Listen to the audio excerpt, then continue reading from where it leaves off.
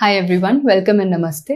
Now we will start with the endocrine pathology, जिसमें हमें दो मेन ऑर्गन्स कवर करने हैं, थायराइड एंड एड्रीनल ग्लैंड, और उसके बाद एंड में हमें पढ़ना है मेन सिंड्रोम्स के बारे में। सबसे पहले हम शुरुआत करते हैं थायराइड ग्लैंड से, जिस पर एक क्वेश्चन रिसेंटली आया था कि अगर हम थायराइड ग्लैंड में एफएनएसी करते हैं तो पैथोलॉजिस्ट कौन से स्मेयर को एडिक्वेट मानते हैं। और ये एडिक्वेसी क्राइटेरिया जो है वो एक ऑर्गेनाइजेशन ने दिया है जिसका नाम है बेथेस्डा सिस्टम ऑफ ग्रुप्स। ये सेम ऑर्गेनाइजेशन और सेम सिस्टम हम पैप स्मेयर में भी एडिक्वेसी जानने के लिए अप्लाई करते हैं। तो सबसे पहले थायराइड एफएनएसी को एडिक्वेट तब बोला जाता है जब हम 610 का क्राइटेरिया पूरा कर सके। What is 610? कि हमें मिनिमम कितने फॉलिकुलर ग्रुप्स दिखने चाहिए, थायराइड के फॉलिकुलर सेल के कितने ग्रुप्स हमें दिखने चाहिए, मिनिमम 6। तो अगर यहाँ पे आप काउंट करना शुरू करो 1 2 3 4 5 6 7 8, तो 6 से ज्यादा ग्रुप्स बन रहे हैं, तो सबसे पहला क्राइटेरिया फुलफिल हो गया। अब हर ग्रुप के अंदर आपको मिनिमम 10 सेल्स मिलने चाहिए। तो अगर उसे काउंट करें तो हमें 10 से तो कहीं ज्यादा सेल्स हर ग्रुप के अंदर दिख ही रहे हैं, तो हर ग्रुप में कम से कम 10 सेल मिलना जरूरी है। तो ये है दूसरा क्राइटेरिया। तो व्हाट इज 610 कि कितने ग्रुप्स मिलेंगे, मिनिमम 6, और हर ग्रुप के अंदर मिनिमम 10 सेल होने जरूरी है। पर रूल से ज्यादा एग्जामिनर आपसे हमेशा एक्सेप्शन पूछता है। एक्सेप्शन है सीसीआई। सीसीआई हमें बताता है कि कब कब आप ये 610 का क्राइटेरिया नहीं देखोगे। अगर आपको एक भी सेल दिखेगा तो आप उसकी डायग्नोसिस और उसकी रिपोर्टिंग करोगे। सबसे पहली एक्सेप्शन है कोलॉइड गॉइटर, क्योंकि कोलॉइड गॉइटर में तो वो जो ब्राउन कलर का कोलॉइड होता है वो ज्यादा देखने को मिलता है, ना कि ये सारे सेल्स। दूसरा है कैंसर। कैंसर अगर आपको एक सेल में भी कैंसर दिख रहा है तो आपको वो मरीज को बताना पड़ेगा, डॉक्टर को भी बताना पड़ेगा, ताकि उसकी ट्रीटमेंट आगे हो सके। तो आप तब ये 6 और 10 के क्राइटेरिया में नहीं फंसना चाहोगे। एक सेल भी गंदा दिख रहा है, एटिपिकल दिख रहा है, तो आप पेशेंट को बताओ, क्योंकि कैंसर का ट्रीटमेंट होना जरूरी है। Third is going to be inflammation. जैसे कि हाशिमोटोस थायराइडाइटिस में इन्फ्लेमेशन ज्यादा दिखाई देगी, थायराइड के सेल्स कम दिखाई देंगे। तो इन 3 कंडीशंस में आप 610 के क्राइटेरिया में नहीं फंसना चाहते हो। CCI, colloid, cancer, inflammation. ये एडिक्वेसी क्राइटेरिया के बाद अब हम थायराइड की सबसे पहली डिजीज शुरू करते हैं जिसका नाम है थायराइडाइटिस। एंड आइटिस नाम से हमें पता लगता है कि इन्फ्लेमेशन हो रहा है थायराइड में। सबसे पहला है Hashimoto's thyroiditis. I think everyone knows कि हाशिमोटोस थायराइडाइटिस एक ऑटो इम्यून डिसऑर्डर है। मतलब जब आप इन पेशेंट्स का ब्लड टेस्ट करोगे तो इनके ब्लड टेस्ट में कौन कौन सी एंटीबॉडीज ज्यादा देखने को मिलेगी। There is increase in, medicine में पढ़ते हो, there is increase in anti TPO antibody, I hope you all remember, and there is an increase in anti-TG, thyroglobulin antibodies। तो anti-TPO के लेवल्स बढ़ेंगे और anti-TG के लेवल्स बढ़ेंगे। जब भी एंटीबॉडीज बढ़ती हैं वो थायराइड ग्लैंड को जाके अटैक करेंगी, मतलब थायराइड का फंक्शन कम हो जाएगा। तो ये मरीज जो होगा वो हाइपोथायरॉयडिज्म के साथ प्रेजेंट करेगा। So Hashimoto's thyroiditis is a case of hypothyroidism. T3 T4 के लेवल्स कम हो जाते हैं ब्लड में। तो अब अगर हम इसको पैथोलॉजी में देखने की कोशिश करेंगे तो हाशिमोटोस में हमेशा आप देखोगे कि पूरा का पूरा थायराइड ग्लैंड एनलार्ज हुआ है। तो कोई एक नोड्यूल नहीं बना है ऐसे बीच में, नहीं, पूरा का पूरा थायराइड ग्लैंड डिफ्यूज एनलार्जमेंट के नाम से इसे जाना जाता है। और इसका दूसरा नाम क्या है, लिम्फोसिटिक थायराइडाइटिस। मतलब आपको लिम्फोइड एग्रीगेट्स देखने को मिलेंगे। अगर आप इस वाले सेल को फोकस करके देखो तो यहाँ पे ब्लू ब्लू कलर के लिम्फोइड एग्रीगेट्स, जो ब्लू जैसे लिम्फ नोड होता है ना, वैसा फॉर्मेशन देखने को मिल रहा है। तो ये ब्लू कलर के स्ट्रक्चर्स को बोला जाता है लिम्फोइड एग्रीगेट्स। और थोड़ा सा ध्यान से देखो तो हर लिम्फोइड एग्रीगेट के अंदर आपको एक व्हाइट कलर का एरिया जरूर दिखेगा, थोड़ा सा लाइट, थोड़ा सा व्हाइट। तो ये व्हाइट कलर का एरिया क्या होता है, ये होता है जर्मिनल सेंटर। जैसे कि हर लिम्फ नोड के अंदर जर्मिनल सेंटर बनता है, सेम वे में यहाँ पर भी लिम्फोइड एग्रीगेट के बीच में जर्मिनल सेंटर बन रहा है, तभी इसको बोला गया है लिम्फोसिटिक थायराइडाइटिस। उसके बाद अगर हमसे पूछा गया कि what is the hallmark of Hashimoto's thyroiditis, तो वो एक सेल है जो कि है हर्डल सेल। पहले आप उसका फोटो देख लो जूम इन करके कि हर्डल सेल कौन से कलर का दिखाई पड़ रहा है। It is a very very pink colour cell, बहुत ज्यादा पिंक है, जरूरत से ज्यादा पिंक कलर का सेल है, वो है हर्डल सेल। हर्डल एक साइंटिस्ट का नाम है, दूसरा नाम उसका एस्केनाजी, वो भी एक साइंटिस्ट का नाम है। तो HHH याद जरूर रखना। Hallmark of Hashimoto's is Hurthle cell. तो this is the repeat, Hashimoto एक ऑटो इम्यून डिसऑर्डर है जिसमें थायराइड ग्लैंड की एक्टिविटी कम हो जाती है, डिफ्यूज एनलार्जमेंट है, लिम्फोसाइट दिखेंगे, हर्डल सेल दिखेंगे। पर इतना घबराने वाली बात क्या है और पेशेंट को फॉलोअप में क्यों रखना है, इज बिकॉज इसके अंदर एक तो थायराइड का एलिमेंट है, तो आगे जाके कौन से कैंसर के होने के चांसेस हैं, पैपिलरी कार्सिनोमा थायराइड। दूसरा ये लिम्फोसिटिक थायराइडाइटिस है, तो आगे जाके क्या होने का चांस है, लिम्फोसाइट से कौन सा कैंसर हो सकता है, लिम्फोमा हो सकता है। तो लिम्फोमा होने का चांस है मतलब माल्टोमा। तो वो कौन से दो कैंसर्स हैं जो इन पेशेंट में हो सकते हैं, एक तो पैपिलरी कार्सिनोमा और एक लिम्फोमा यानी कि माल्टोमा। तो पहला थायराइडाइटिस हो गया। Now we move on to the second thyroiditis जो कि है डी क्वेरविन थायराइडाइटिस। ये क्लिनिकली सबसे अलग है बिकॉज सिर्फ इसी थायराइडाइटिस में मरीज आपके पास दर्द की तकलीफ लेके आएगा, पेनफुल थायराइडाइटिस, गले में दर्द या थायराइड ग्लैंड ऊपर नीचे कैसे करवाते हो थायराइड ग्लैंड को, आप पेशेंट को बोलते हो कि जैसे वो पानी पी रहा है या फिर थूक सटकने के लिए बोलते हो, तो उस तरीके से आपको हमेशा थायराइड ग्लैंड ऊपर नीचे डिग्लूटेशन के साथ मूवमेंट दिखेगी। तो उसमें मरीज बहुत ज्यादा पेन की आपको शिकायत बताएगा। ऊपर से आप टच करोगे तो बहुत पेनफुल होगा थायराइड ग्लैंड। तो रिमेंबर पेन की हिस्ट्री डी क्वेरविन थायराइडाइटिस में मिलती है। अब डी क्वेरविन थायराइडाइटिस का जो दूसरा नाम है that is going to be granulomatous thyroiditis. अब इतना जनरल पैथोलॉजी पढ़ने के बाद इतना तो हम जानते हैं कि ग्रैन्युलोमा पहचानना है तो हम फोटो में क्या ढूंढना चाहेंगे, हम फोटो में ढूंढने चाहेंगे जायंट सेल्स। तो बिल्कुल जहां जहां जायंट सेल दिखेगा मतलब वहां वहां ग्रैन्युलोमा है। तो रिमेंबर क्लिनिकली डी क्वेरविन में पेशेंट को पेन होगा एंड माइक्रोस्कोपिकली ग्रैन्युलोमा और जायंट सेल्स दिखेंगे। बट ये डिजीज होती क्यों है, because of a viral infection. तो या तो पहले कोई मम्प्स वायरस की हिस्ट्री रही होगी या फिर कोई अडीनो वायरस की इन्फेक्शन की हिस्ट्री रही होगी, तो ये वायरल इन्फेक्शन के बाद देखा जाता है। तीसरा जो थायराइडाइटिस आप सर्जरी में पढ़ते हो वो है सब एक्यूट लिम्फोसिटिक थायराइडाइटिस। एग्जाम में थोड़ा सा ध्यान से पढ़ना बिकॉज अगर सिर्फ लिम्फोसिटिक थायराइडाइटिस पूछा गया तो वो हाशिमोटोस है। उस लिम्फोसिटिक थायराइडाइटिस के आगे एक वर्ड ऐड कर दिया दैट इज सब एक्यूट लिम्फोसिटिक थायराइडाइटिस। तो ये वो थायराइडाइटिस है जो प्रेगनेंसी के बाद, डिलीवरी के बाद देखा जाता है, पोस्टपार्टम देखा जाता है। The fourth thyroiditis is riddles thyroiditis. ये क्लिनिकली ही पिकअप कर सकते हो, पैथोलॉजी की डिजीज ही नहीं है। रीडल्स थायराइडाइटिस पिकअप करने के लिए आपको दिखता है बहुत सारा फाइब्रोसिस। फाइब्रोसिस जहां भी, जिस भी ऑर्गन, जिस भी टिश्यू में होगा, जब आप उस टिश्यू को हाथ लगाओगे तो वो एक बिल्कुल पत्थर के समान आपको टच करने पे पता लगेगा। स्टोनी हार्ड अपीयरेंस बोला जाता है उसको, विच बेसिकली मीन्स कि जब आप थायराइड ग्लैंड को टच करोगे तो वो बिल्कुल एक स्टोन की तरह अपीयर करेगा। और ऐसी चीज का हमेशा जो आपके मन में एक डाउट उठता है जब आप कोई भी लंप टच करो और वो ऐसा स्टोन या हार्ड हो तो आपको लगता है कहीं वो कैंसर तो नहीं। तो which thyroiditis can mimic cancer, Riedel's thyroiditis. But ये फाइब्रोसिस इतनी हो क्यों रही है, बाकी सब में तो नहीं हो रही थी।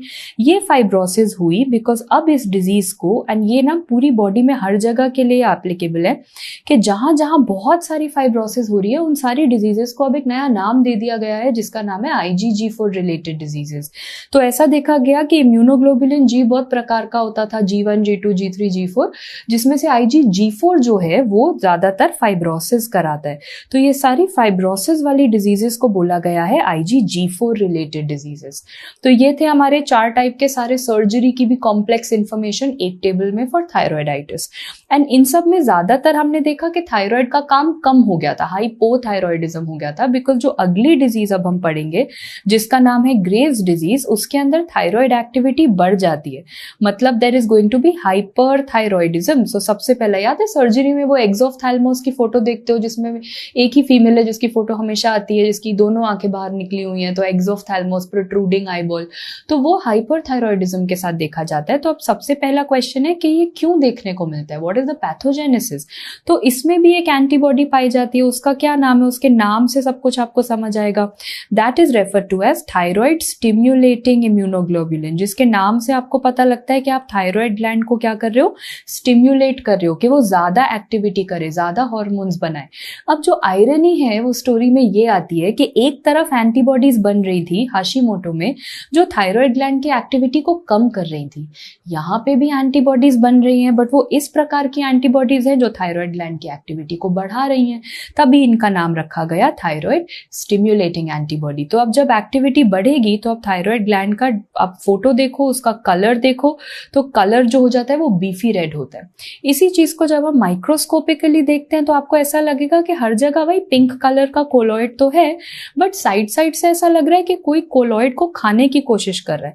हर जगह पे आप जाओगे देखोगे साइड साइड पे ऐसा लग रहा है कोई कोलॉइड को खाने की कोशिश कर रहा है। तो इस खाने की, जैसे आइसक्रीम आप निकालते हो तो स्कूप करके निकालते हो, तो इससे बोला जाता है स्कैलोपिंग ऑफ कोलॉइड।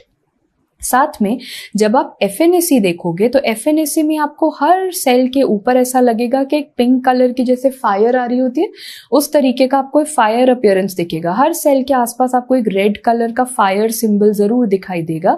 इसे बोला जाता है फायर फ्लेयर्स। तो याद करने का तरीका ये है कि जब भी अपने बारे में सोचो कि जब भी यहाँ पे क्या है, थायराइड ज्यादा काम कर रहा है। जब भी आप जिंदगी में ज्यादा काम करोगे, जैसे धूप में काम करोगे, तो सबसे पहले आपका जो चेहरा होगा वो लाल हो जाएगा, so there is going to be red colour. दूसरा, जितना काम करोगे उतनी भूख लगेगी, तो भूख लगने को खाने को क्या कहते हैं, स्कैलोपिंग कहते हैं। और ऑब्वियसली जब आप किसी को बताओगे कि आप इतना काम कर रहे हो और धूप में लाल होकर काम कर रहे हो, तो फिर वो कहेगा oh wow you are on fire.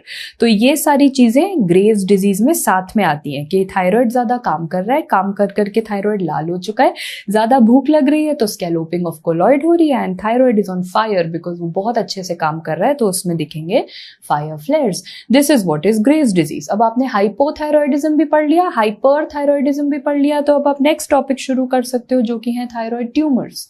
I think जो पहला थायराइड कैंसर है जो सबने सुना है वो है पैपिलरी कार्सिनोमा थायराइड, जो ना कि सबसे कॉमन है बट प्रोग्नोसिस में भी सबसे अच्छा है। तो मेरे डिपार्टमेंट में जो हमारे हेड ऑफ द डिपार्टमेंट थे वो हमें पढ़ाने के लिए कई बार मजाक में ऐसे बोलते थे कि अगर कभी लाइफ में ऐसी सिचुएशन में फंस जाओ और आपको एक कैंसर अपने लिए सिलेक्ट करना ही पड़े कि मुझे कौन सा कैंसर हो, ऐसी मजबूरी हो जाए लाइफ में, तो हमेशा अगर कोई कैंसर मांगना हो तो फिर भगवान से ये वाला कैंसर मांगना, क्योंकि इसमें प्रोग्नोसिस बेस्ट नहीं 100% सर्वाइवल वाली प्रोग्नोसिस होती है। एक्सीलेंट, मतलब टोटल थायराइडेक्टमी होते ही पेशेंट ठीक हो जाता है। तो पैपिलरी कार्सिनोमा का प्रोग्नोसिस इतना अच्छा माना जाता है। सो ये कॉमन तो है बट थैंकफुली प्रोग्नोसिस बहुत अच्छी है। तो अब ये क्यों होता है, रिस्क फैक्टर्स क्या हैं? आई थिंक एक तो अभी अभी हम पढ़ के आए हैं कि हाशिमोटोस के बाद पीसीटी होने के चांस होते हैं। नियोप्लेजिया चैप्टर में पढ़ा था कि रेडिएशन के साथ थायराइड कैंसर जो होता है वो होता है papillary carcinoma. But genetically question आता है, most common genetic alteration BRAF mutation, and जो ब्रैफ म्यूटेशन हम पढ़ते आए हैं इतने सारे सब्जेक्ट्स और टॉपिक्स में, ब्रैफ V600E म्यूटेशन इसमें देखी जाती है मोस्ट कॉमन। तो अब जो क्वेश्चन आएगा रिस्क फैक्टर्स के बाद विल बी माइक्रोस्कोपिकली इसमें क्या देखने को मिलता है, which is a very very famous finding. Papillary carcinoma का नाम ही है पैपिलरी, तो सबसे पहले उसके नाम को जस्टिस करना जरूरी है। ट्रू पैपिले दिखेंगे तो सबसे पहले पैपिले का मतलब होता है कि ऐसे ना फिंगर लाइक कुछ प्रोजेक्शन दिखाई देगी, पर ध्यान से देखो इसके बीच में एक लाइन जा रही है। तो ट्रू का मतलब होता है कि वो चीज जिसके बीच में जैसे एक स्पाइन होती है ना, रीढ़ की हड्डी होती है, तो जिसके पास रीढ़ की हड्डी हम कहते हैं कि वो एक ट्रू पैपिला है। सेम यहाँ पर डिस्क्रिप्शन आपको बनानी है कि पैपिला तो है पर जिसके बीच में ऐसे सपोर्ट जा रहा है, स्पाइन जा रही है, तो वो क्या है, वो सपोर्ट है क्या मैम? उसे बोला जाता है फाइब्रोवैस्कुलर कोर, मतलब ब्लड वेसल। वो एक ब्लड वेसल है जो उसकी रीढ़ की हड्डी की तरह काम कर रही है और उसे सपोर्ट दे रही है। तो जिन जिन में ये ब्लड वेसल मिलेगी, फाइब्रोवैस्कुलर कोर मिलेगा, उसे बोला जाता है ट्रू पैपिला। पैपिला देखने के बाद जो अगला फोटो है which I think everyone knows, the famous orphan Annie eye nucleus. तो ऑर्फन एनी आई एक्चुअली ये कार्टून का नाम है, ऑर्फन एनी, जिसमें कार्टून से ना एक गलती हो गई थी। जो कार्टूनिस्ट था जो ड्रॉ करके कार्टून और एनिमेशन बना रहे थे, वो सारे कार्टून कैरेक्टर्स, चाहे वो ये लड़की हो या इसका पेट डॉग हो, सबकी ना आंखें बनाना भूल गया, जिसकी वजह से सबकी आंखें ऐसे सफेद दिखाई देती थी। अब ऐसी चीज को आप इस फोटो में लगाने की कोशिश करो तो जब आप न्यूक्लियस देखोगे तो सारे न्यूक्लियस आपको खाली व्हाइट कलर के दिखाई देंगे, विच बेसिकली मीन्स कि इसका नाम है ऑर्फन एनी आई। बट आजकल एग्जामिनर ये नाम काफी बार यूज कर चुका है, तो कुछ और नया क्वेश्चन देने के लिए ऑर्फन एनी आई को बोला जाता है ऑप्टिकली क्लियर न्यूक्लियस, कि वो बिल्कुल सफेद व्हाइट दिखाई देता है। बट एक्चुअल में ये रियल फाइंडिंग नहीं है। ये फाइंडिंग पता है क्यों देखी गई है? क्योंकि हमने टिश्यू को कौन से फ्लूइड में डाला था, फॉर्मेलिन में। ये फॉर्मेलिन में डालने की वजह से बनाई गई है, ये आर्टिफैक्ट है, ये नकली अनलाइकली फाइंडिंग है इन अ वे। तो जब आप टिश्यू को फॉर्मेलिन में डालोगे तो ऑर्फन एनी बन जाएगा, अगर आप नहीं डालोगे तो ऑर्फन एनी नहीं बनेगा। तो वो कौन सी टेक्निक है जिसमें फॉर्मेलिन में नहीं डाला जाता FNAC में? तो आप खुद कॉमन सेंस लगाओ, अगर FNAC में या फॉर्मेलिन में टिश्यू को डालते ही नहीं हो तो मतलब FNAC पे ऑर्फन एनी या न्यूक्लियस दिखता ही नहीं है। नाउ सब कुछ न्यूक्लियस में ही होना है। ऑर्फन एनी कहाँ पे? न्यूक्लियस में। अब अगला देखो, यहाँ पर क्या हो रहा है, न्यूक्लियस के अंदर मुझे एक डॉट दिखाई दे रहा है। अगर ये न्यूक्लियस है तो मुझे न्यूक्लियस के अंदर डॉट दिखाई दे रहा है, इंट्रा न्यूक्लियर इंक्लूजन। अगर ये न्यूक्लियस है, मुझे न्यूक्लियस के अंदर एक लाइन दिखाई दे रही है, इंट्रा न्यूक्लियर ग्रूव। तो जो नेक्स्ट दो चीजें हैं, देखो इंट्रा न्यूक्लियर इंक्लूजन दिखाई दे रही है मुझे यहाँ पे, नेक्स्ट मुझे इंट्रा न्यूक्लियर ग्रूव दिखाई दे रहा है, जैसे कि कॉफी बीन अपीयरेंस होती है तो all coffee lovers like me are going to love it. So intra nuclear inclusion, intra nuclear groove, orphan Annie nucleus, सब न्यूक्लियस की बातें चल रही है। लास्टली ये फोटो आई एम अज्यूमिंग अब तक सब जान चुके हैं, पैपिलरी कार्सिनोमा में सामोमा बॉडी दिखती है जो कि राउंड राउंड ऐसे कैल्शियम की बॉडी होती है। तो ये सारे जो फीचर्स है ये पैपिलरी कार्सिनोमा में है, जो सब जगह दिखेंगे, बट FNAC पे ऑर्फन एनी नहीं दिखेगा। तो FNAC पे एक्स्ट्रा क्या दिखेगा? अगर ऑर्फन एनी नहीं दिख रहा, बाकी सब तो दिख जाएगा, ऑर्फन एनी नहीं दिखेगा तो कुछ तो और दिखेगा ना FNAC पे। तो FNAC पे एक और चीज दिखती है जिसका नाम है च्युइंगम कोलॉइड। खुद सोचो FNAC में क्या है, पतली सी नीडल है जो आप थायराइड ग्लैंड में डाल रहे हो, उस नीडल में जो कोलॉइड है वो कहीं ना कहीं फंस जाएगा और च्युइंगम की तरह स्ट्रेच हो जाएगा। तो देखो जैसे च्युइंगम को आप खींच के ऐसे स्ट्रेच बना देते हो, यहाँ पर जब कोलॉइड निकला तो वो भी ऐसा खिंचा हुआ निकला।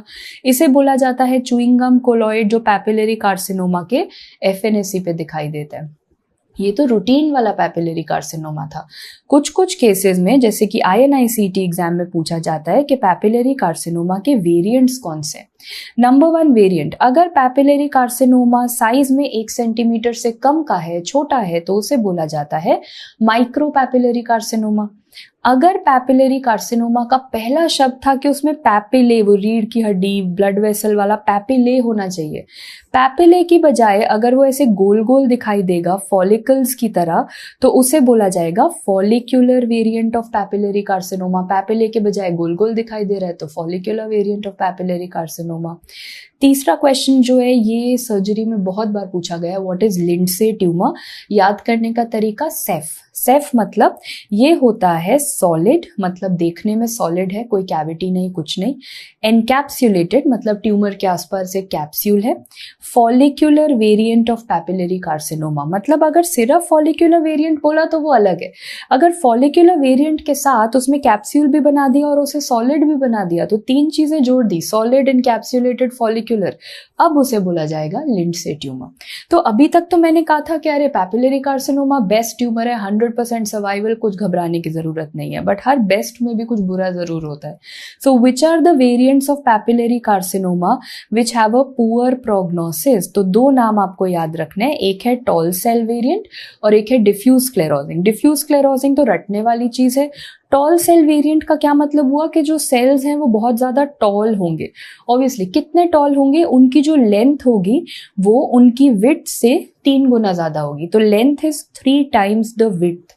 इतने टॉल सेल्स होंगे कि 3 गुना लंबे होंगे अपनी चौड़ाई से, और ऐसे 30% से ज्यादा सेल्स दिखाई देने चाहिए जो 3 गुना लंबे हैं। ऐसे मिनिमम 30% सेल्स दिखने चाहिए, तभी आप टॉल सेल वेरिएंट की डायग्नोसिस बना पाओगे। So these are all the different ones that you have to know the variants. Papillary carcinoma हो गया, यस। तो पैपिलरी कार्सिनोमा तो सबसे बढ़िया वाला प्रोग्नोसिस था, बेस्ट प्रोग्नोसिस। साथ के साथ वर्स्ट प्रोग्नोसिस किसका होता है? एनाप्लास्टिक। इतना बुरा प्रोग्नोसिस होता है इस थायराइड कैंसर का कि लगभग इसका सर्वाइवल 6 महीने से कम का माना गया है। डायग्नोसिस के 6 महीने के अंदर अंदर पेशेंट की डेथ हो जाती है। That is how worst it is. तो बेस्ट और वर्स्ट होने के बाद अब आगे बढ़ते हैं। The second one that you have to know is follicular carcinoma. Follicular carcinoma का सबसे पहले म्यूटेशन याद कर लो, it is most commonly the RAS mutation. And follicular carcinoma के लिए क्राइटेरिया है जो हमें फॉलो करना है, जो क्राइटेरिया का नाम है कैप्स्यूलर इन्वेजन एंड वैस्कुलर इन्वेजन। तो अगर हम फोटो देखें तो अगर फॉलिक्यूलर कार्सिनोमा का डायग्नोसिस करना है तो कैप्स्यूलर इन्वेजन, एंड एंजियो का मतलब होता है वैस्कुलर इन्वेजन देखना जरूरी है। तो चलो कैप्स्यूलर इन्वेजन देखते हैं। कैंसर है ना, इन्वेड तो करेगा ही। सो ओवर हियर पहले कैप्सूल, ये पिंक कलर का कैप्सूल यहां तक आया, यहां पे रुक गया। ये पिंक कलर का कैप्सूल यहाँ से आया, यहाँ पे रुक गया, तो मतलब बीच में से इसे किसी ने तोड़ने की कोशिश करी है, तो वो जो टूटा है उसी को इन्वेजन बोलते हैं। तो कैप्सूलर इन्वेजन दिख गया सबको। दूसरा, ये पूरा जो स्ट्रक्चर है ये क्या है, ये एक ब्लड वेसल है, और ब्लड वेसल के अंदर यहाँ ट्यूमर आके बैठ गया है, तो ब्लड वेसल में भी इन्वेजन हो गया, वैस्कुलर इन्वेजन हो गया।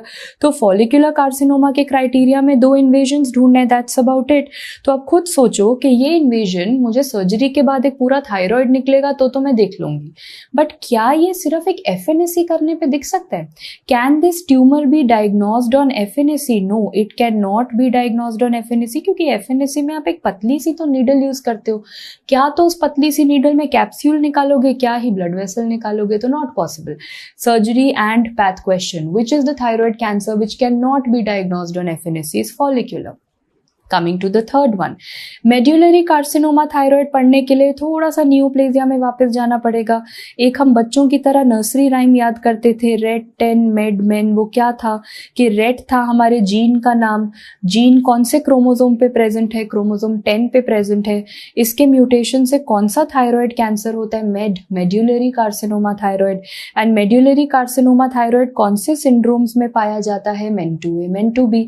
तो तभी याद किया था rate 10 med men, that is ret gene chromosome 10 medullary carcinoma MEN2A MEN2B।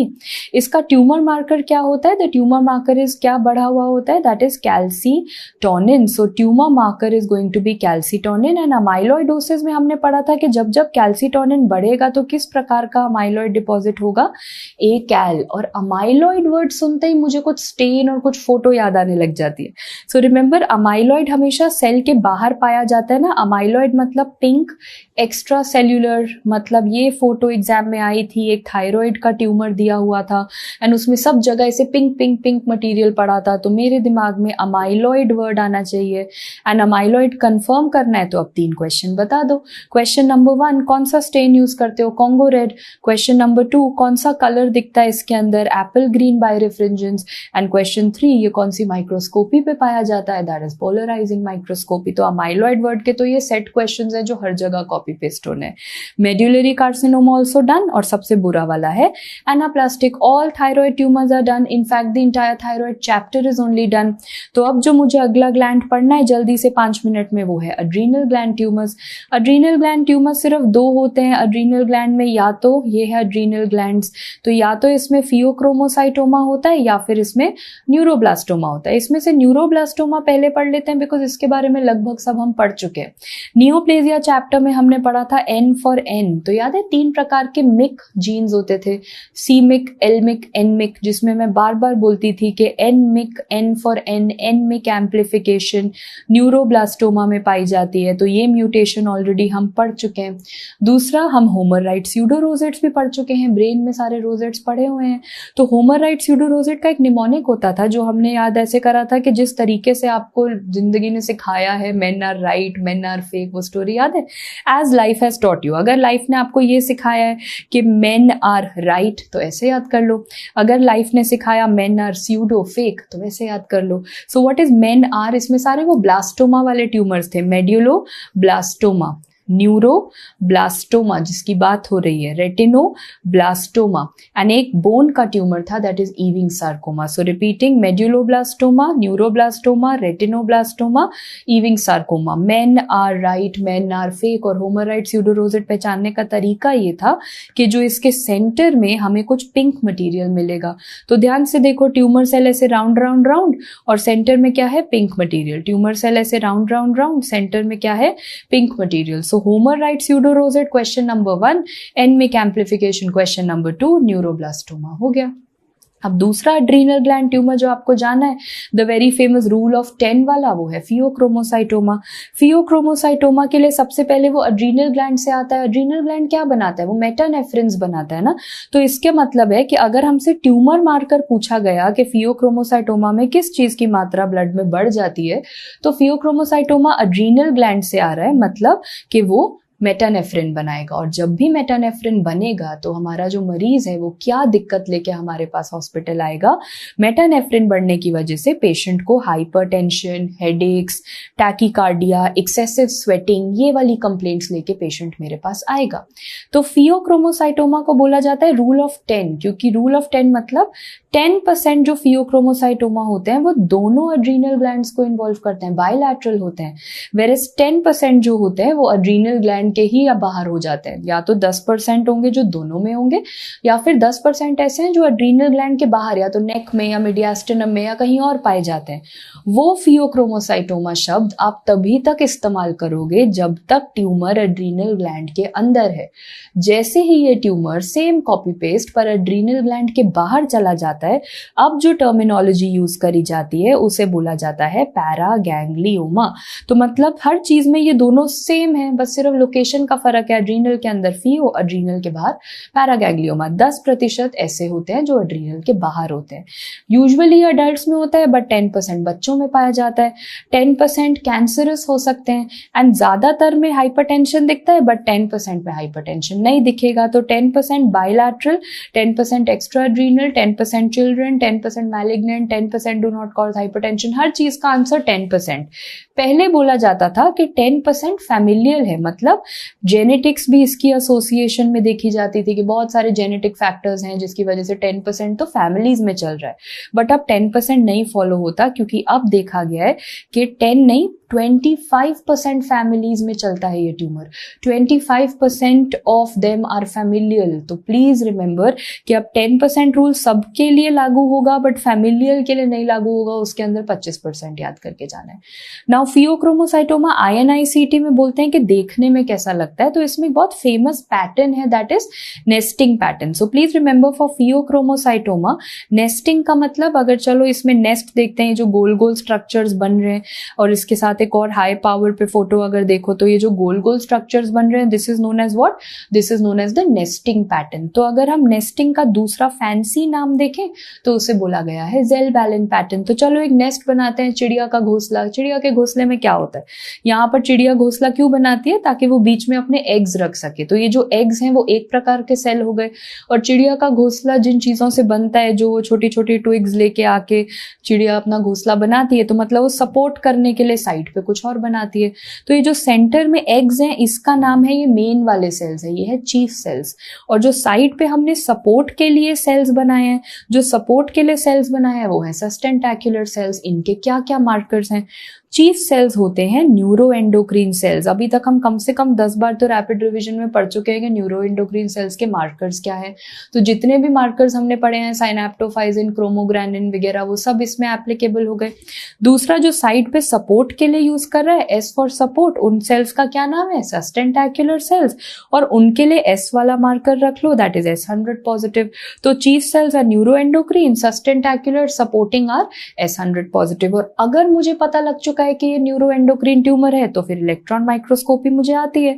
Her न्यूरोएंडोक्रीन tumour की इलेक्ट्रॉन माइक्रोस्कोपी में ये ब्लैक ब्लैक कलर के ग्रैन्यूल्स दिखाई देते हैं, जिनका नाम है न्यूरोसिक्रीटरी ग्रैन्यूल्स। मतलब ब्रॉडली फियोक्रोमोसाइटोमा एक न्यूरोएंडोक्रीन ट्यूमर है। तो जितने फीचर्स मुझे पता है वो सब इसमें कॉपी पेस्ट होके आएंगे।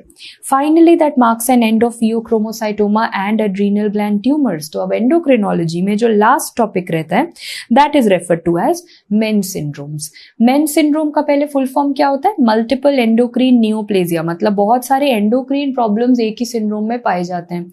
मेन 1 देन 2 में 2 टाइप के हैं, 2A 2B, एंड आजकल एक नया मेन सिंड्रोम आया है विच इज मेन 4। अब हमें क्या करना है, हमें जानना है कि पहले इनमें म्यूटेशंस कौन सी है, फिर हम पढ़ेंगे इनके फीचर्स क्या है। तो याद रखो, मेन 1 के अगर आगे आप सीधा एक N और लगा दो तो ये मेनिन जैसा लग रहा है, राइट। तो इसमें कौन से प्रोटीन की म्यूटेशन देखी जाती है, मेन 1 सिंड्रोम में मेनिन प्रोटीन म्यूटेशन देखी जाती है, और उसका दूसरा नाम है वर्नर सिंड्रोम। कुछ आपको आखिरी चैप्टर में आके पहले चैप्टर का कुछ डेजा वू टाइप हो रहा है कि वर्नर सिंड्रोम भी मैम कुछ पढ़ के आए थे हम। वर्नर सिंड्रोम वो प्रोजेनी सिजेरिया वाला था जिसमें जल्दी जल्दी एजिंग हो रही थी, और तब हमने पढ़ा था कि अगर वर्ड मर लिख दोगे तो मेन 1 सिंड्रोम होगा, राइट? सो रिमेंबर वर्ड मर सिंड्रोम इज मेन 1 सिंड्रोम, जो मेनिन म्यूटेशन की वजह से होता है। देन आता है मेन 2A मेन 2B, जिसमें से मेन 2A का नाम है Sipple syndrome, and MEN 2A MEN 2B दोनों का जीन सेम है रेट, तभी एक हम राइम पढ़ते आए ना, रेट 10 मेड मेन, तो रेट के साथ मेन 2A मेन 2B होता है। एंड फाइनली मेन 4 और मेन 1 देखने में मरीज लगभग सेम लगता है, बट दोनों का म्यूटेशन अलग है। मेन 1 के लिए हमने याद कर लिया मेनिन म्यूटेशन, मेन 4 के लिए CDK N1B म्यूटेशन देखी गई है। तो अब इन मरीजों में होता क्या है, सबसे पहले हम मेन 1 से स्टार्ट करते हैं। मेन 1 में अगर आप देखोगे तो सब कुछ पा PA चलेगा। Okay, so let us start. PA। तो सबसे पहले पैंक्रियाज में क्या होता है, ट्यूमर होता है। पैराथायरॉइड में क्या होता है, हाइपरप्लेजिया। और पिट्यूटरी में क्या होता है, एडिनोमा। अब ज्यादातर स्टूडेंट्स में क्या होता है ना, एग्जाम में जाके ये भूल जाते हो कि PA तो था, बट किसका एडिनोमा था, और पिट्यूटरी का एडिनोमा था या पिट्यूटरी का हाइपरप्लेजिया था, पैराथायरॉइड का हाइपरप्लेजिया था या पैराथायरॉइड का एडिनोमा था। Big time confusion. Very simple, आपको अलाउड है कि एक टाइम पे एक ही बार आप PA यूज कर सकते हो। तो अगर आपने यहाँ पे PA का ग्लैंड का नाम पैराथायरॉइड में PA यूज कर दिया, तो अब क्या यहाँ पे आप फिर से A फॉर एडिनोमा बना सकते हो, नहीं बना सकते। अब आपके पास क्या ऑप्शन बची, आपको इसको पैराथायरॉइड हाइपरप्लेजिया ही बनाना पड़ेगा। वेयर एज पिट्यूटरी लिखते टाइम आपने सिर्फ एक अक्षर का यूज करा था, P, A अभी बचा हुआ है, तो क्या पिट्यूटरी के आगे आप A लगा के एडिनोमा लिख सकते हो, लिख सकते हो। तो आपको एक P और एक A यूज करना है, ठीक है। अब आप कैसे करते हो एग्जाम में वो आप जानो। दैट इज पिट्यूटरी लिखा तो A बचा है तो एडिनोमा लगा दो। पैराथायरॉइड में PA दोनों खर्च हो गए, अब कोई P और A बचा नहीं, तो अब मुझे पैराथायरॉइड हाइपरप्लेजिया लिखना पड़ेगा। And the third is going to be pancreatic tumours. तो ये PA तो चला गया मेन 1 में। अब मेन 2A मेन 2B का ना निमोनिक बहुत इंटरेस्टिंग है। जब भी आपको कहीं किसी कोचिंग के लिए या ट्यूशन के लिए फीस की जरूरत होती है, तो सबसे पहले आप अपने पापा को जाके बोलते हो पापा गिव मी फीस। पापा नहीं मानते क्योंकि आप कॉलेज में पढ़ रहे हो और फिर भी ट्यूशन और कोचिंग और ऑनलाइन एप्स खरीदना चाहते हो, तो कॉलेज में जाके क्या कर रहे हो, तो फिर आप मम्मी के पास जाते हो पैसे लेने के लिए। तो papa give me fees and mamma give me fees, ये आपका रूल होता है लाइफ का, ठीक है। तो अगर आप देखो दोनों में गिव मी फीस, दोनों से आप मांग सेम चीज रहे हो। पापा से भी क्या कह रहे हो, give me fee, and mummy से भी क्या कह रहे हो, गिव मी फी। मी फी मतलब me for medullary carcinoma thyroid जो दोनों में देखा जाता है, एंड फी फॉर फियोक्रोमोसाइटोमा जो दोनों में देखा जाता है। तो give me fee, give me fee. Me for medullary carcinoma जो मेन 2A मेन 2B दोनों में है, फियोक्रोमोसाइटोमा जो मेन 2A मेन 2B दोनों में है। तो मेन 2A मेन 2B में डिफरेंस क्या है, पापा और मम्मा का। पापा का मतलब पैराथायरॉइड हाइपरप्लेजिया, पापा का मतलब पैराथायरॉइड हाइपरप्लेजिया, और मम्मा का मतलब होता है मम्मा। तो MU, मम्मा का MU is mucosal neuroma and माँ इज मार्फनॉइड हैबिटिस। तो सिर्फ पापा और मम्मा चेंज करना है, बाकी दोनों से आप गिव मी फीस कर रहे हो। तो पापा पैराथायरॉइड हाइपरप्लेजिया एंड मम्मा MU mucosal neuroma, MA marfanoid habitus. MEN 2B खत्म करने के बाद अब बचा MEN 4। I already told you MEN 4 ज्यादातर मेन 1 की तरह ही होता है, सिर्फ जो दोनों में चेंज है दैट इज उनका म्यूटेशन अलग होता है। Finally main 1 is also finished. Before I and endocrine, सिर्फ एक रिक्वेस्ट है, INI-CT एग्जाम से एक हफ्ता पहले, not NEET not FMG, INI-CT exam से एक हफ्ता पहले मेन वीडियोज में जाके प्लीज पिट्यूटरी ट्यूमर के जेनेटिक्स, फियोक्रोमोसाइटोमा के जेनेटिक्स और न्यूरोब्लास्टोमा के प्रोग्नोसिस का टेबल एक बार देख लेना, सिर्फ INI से एक हफ्ता पहले, क्योंकि और किसी एग्जाम में ये नहीं आएगा। इसी एग्जाम में कई बार एक क्वेश्चन इन टॉपिक्स में से आ जाता है। With that we finish off the entire endocrine pathology and I hope इसके बाद आप इसे मेडिसिन से भी पढ़ोगे तो आपको बेहतर समझ में आएगा।